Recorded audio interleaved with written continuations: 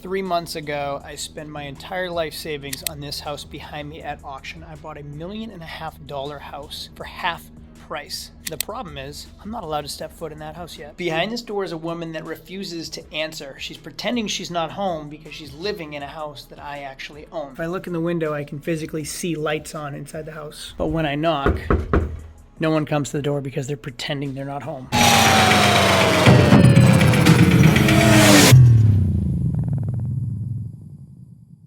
Several days later. It's your property, but you... Yeah, it's my property, but it's being occupied by somebody that refuses to leave, but I have to go on the property, and I don't want to without anybody there. Okay. Was it like renters and they just stopped paying? No, I purchased it, but the previous owner refuses to leave, so I need to get on the property to do an inspection for insurance purposes, and I don't want to go on the property without, and like have there be a notification or anything. Okay. Do you need to go on to take pictures, you said? Yes, please. All right, Greg. I do have my units on a call right now, so as soon as they clear, we'll have them head your way, okay? Thank you so much. All right. Welcome. Bye-bye. All right, bye-bye. Now we get to see if they've moved. I don't see a moving truck.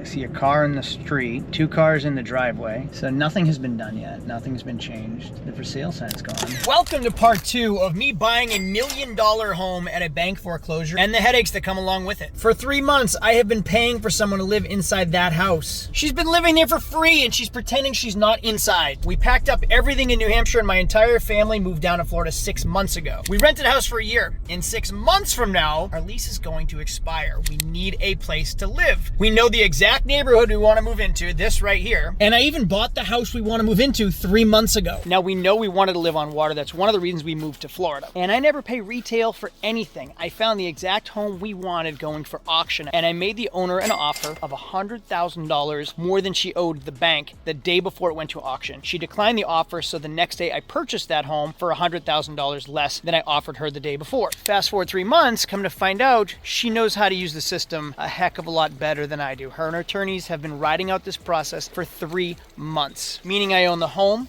I have a title in my name, and I'm not allowed to step foot on that property until the court says I can because they have not given me yet writ of possession. A writ of possession is a form the court authorizes me to legally evict somebody from their house, or my house in this situation. Now for 3 months, I've been as polite as can be. I have offered cash for keys. I've offered moving services. My realtor offered to help her find a rental. I offered to help move her personally just so she would leave, and she refuses all contact. No, I wrote hand letters. I left them at her door. Every time I mailed something certified, she refused to sign for them. And her attorneys have accidentally misfiled and misdated hearings in order to prolong her living there. Now in the last video, I showed you the process of looking at the house, purchasing the house at auction, how to purchase at auction. We showed you all of the court proceedings and I was issued the writ of possession, none of which were enough. Now we're in Florida. We get hurricanes, we get tornadoes, we get fires. That house needs to be insured. All of my money is tied into that house because when you buy at auction, you have to pay in cash, in full. No mortgage, I own that home. I do not have insurance on it right now because my insurance adjuster needs to do an appraisal, needs to do an inspection, and she will not open the door. Now she has responded once asking for an extension of 30 days to live there. I said no.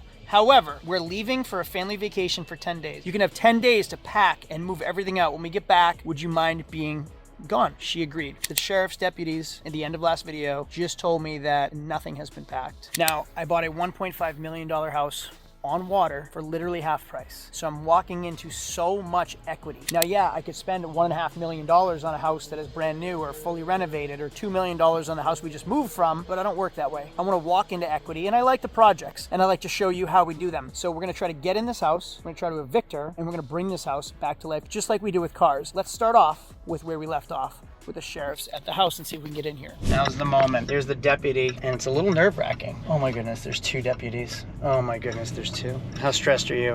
I'm beyond. I'm a little stressed too. My heart's I'm gonna go talk to him first, Yes. and then... Please let us just stay in here for a second. Okay. I want to go out.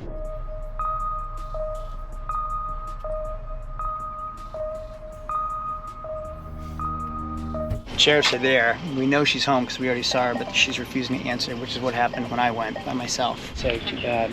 Yeah. And it seemed okay, but I haven't been able to get in since we bought it. What, in panic mode? Mom was stressed. Does she have hives? She was scratching and picking at her hands and knees. She refused to open the door, although every light's on, and we know that she's in there because we saw her throw away the trash. I'm not gonna be able to do my inspection Monday. I'm gonna have to cancel the inspection. What did they advise you to do? He said you can walk around, but they have a big dog, so I wouldn't recommend going out back because there's a big dog. What kind of dog? I didn't see it. And he knows they're in the house and they're refusing to open up. Mm-hmm. So cancel the inspection Monday and just wait for the judge's orders. So now we just wait. And he said when the judge's order comes through, you can be nice, but it looks like you've already been nice. You might just want to say, get the F out. Get her out. I have to break the door in to get in there, and they'll escort her out, and then all her stuff stays in. They said they looked in the window, she hasn't even began to pack. So I gave her an additional 10 days as a courtesy, and she hasn't even packed a single thing. She said it was going to be her kids here helping her move, and she hasn't even began. So how long does it take to get a judge's order? I filed it 6 days ago, so we just wait. Over 1 month later. Welcome back to 1 month later, where this is still going on. I'm still paying for a home that's costing me near $7,000 a month for someone else to live in it. Why? Because she's great at playing the system. So I filed a writ of possession probably in the last scene. It cost me $90 and a little bit of my time. Well, because I put the home in an LLC, I can't represent myself. So the defendant had their attorney file saying I can't defend myself, I represent myself, I need to hire an attorney. So I paid $375 to have an attorney that works right there, walk across the street to right here and submit the paperwork that I already submitted. So she had to resubmit the paperwork that I already submitted just so she could formally say, I'm representing this person.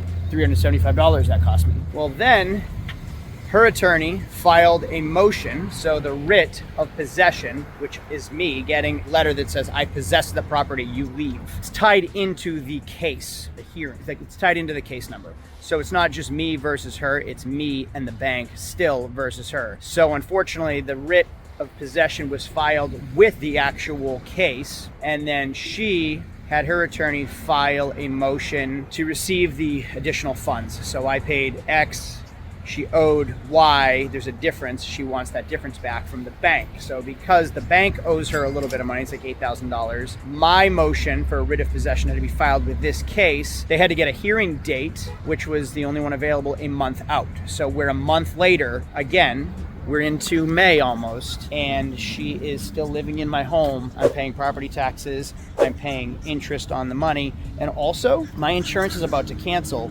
because I got property insurance, homeowners insurance, but they need to do a physical inspection on the inside of the home, and she won't let anybody, and she won't answer the door. So my insurance is threatening to cancel, and I'm just like ignoring their calls, hoping they don't. I might not even have homeowners insurance right now. I don't know. And if she lights that place up on fire, it's too bad for me. So we're going in to hopefully get my writ of possession today. We will see in just a few minutes. All right, shout out to my attorney who takes care of everything for me. So I like to represent myself as often as I can because, number one, a person that represents himself as an attorney has a fool for an attorney. I know that. They say a man who represents himself has a fool for a client.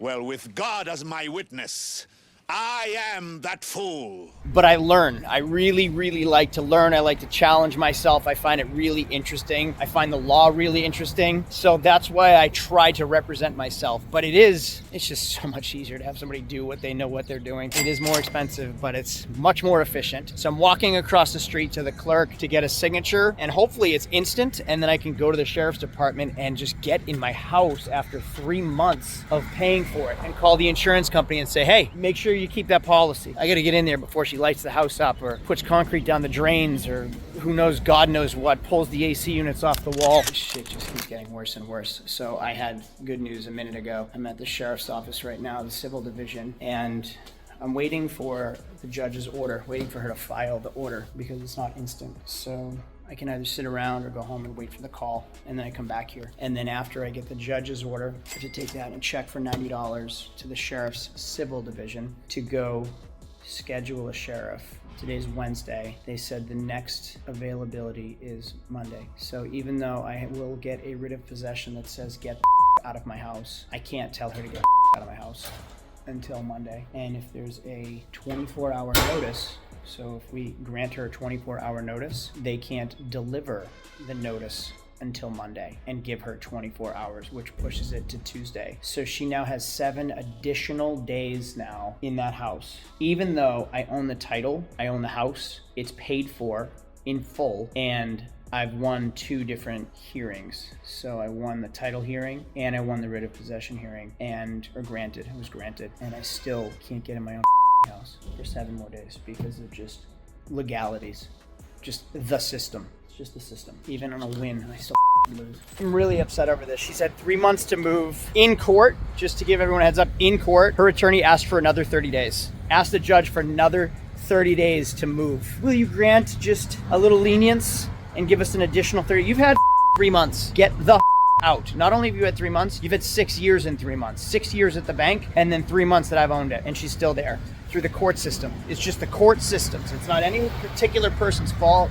It's just the way the court system and even the sheriff system works. So the judge said no. We said no. She's got to get out of that house. And even if the judge says get out today, the sheriff can't tell them to get out till Monday. It's Wednesday. It's Wednesday. It's not like it's Friday. It's Wednesday. Wednesday morning. Oh, God. I make these videos so you learn, like, what you're in for. Here's what the process is. You're seeing it all happen. I'm going to go get some breakfast, and hopefully I get that order. I mean, everything is out of my hands. Everything is out of my control. I've been trying to be cool about it. Lots of lost sleep over it. Lots of restless nights. Like, she's going to have 6 days, 7 days to sell everything. She could tear the AC unit out, sell that, scrap it for metal. There's a really nice refrigerator in there, and it's oversized. She could sell that. She could take it. God, anything. Who knows what she could do. I'm just worried, like, she could pour concrete powder down the drain. She could light the place on fire, and I can't even get in to have my insurance agent inspect the home. On a positive note, I just bought a $1.2 million house as it is for $800,000. So all the struggle, all the time, all the headache. I bought a house on the water. It is mine, and I will be in it eventually for $800,000.